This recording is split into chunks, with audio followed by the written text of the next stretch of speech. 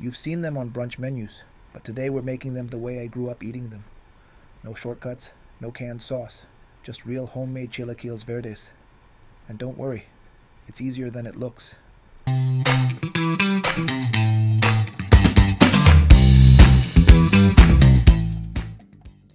Hello, and welcome back to From Maize to Maple. Let's start.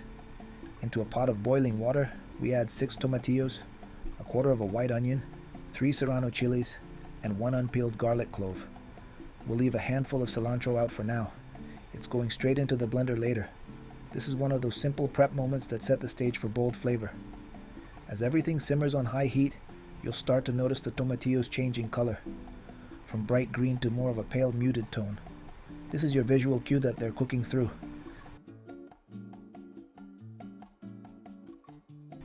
After about 20 minutes, the tomatillos are fully cooked.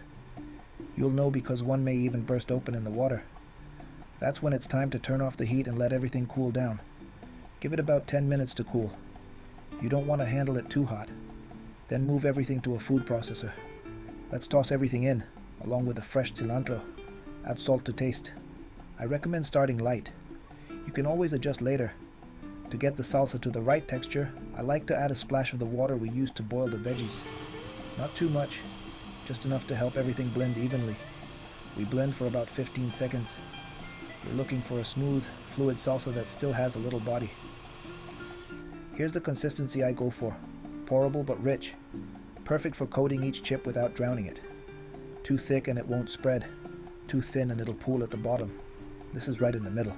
Now let's build the plate. Grab a good handful of tortilla chips and lay them out in a shallow bowl or plate.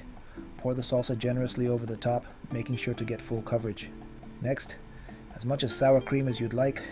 It adds a cooling contrast to the heat of the serrano. Then we crumble some fresco cheese on top.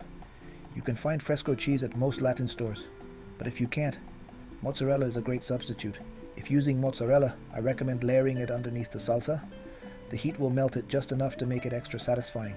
From here, the toppings are up to you. But for me, no Mexican breakfast is complete without refried beans and a couple fried eggs on the side. If you're curious how I make those refried beans, that recipe is already on the channel. You'll find the link in the description. This is the moment where everything comes together.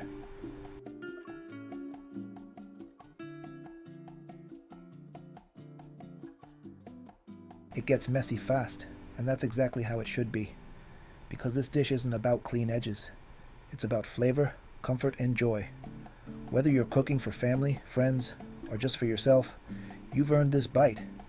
Thanks for watching, so stick around and I'll see you next Saturday. I hope you cook something comforting and messy this weekend.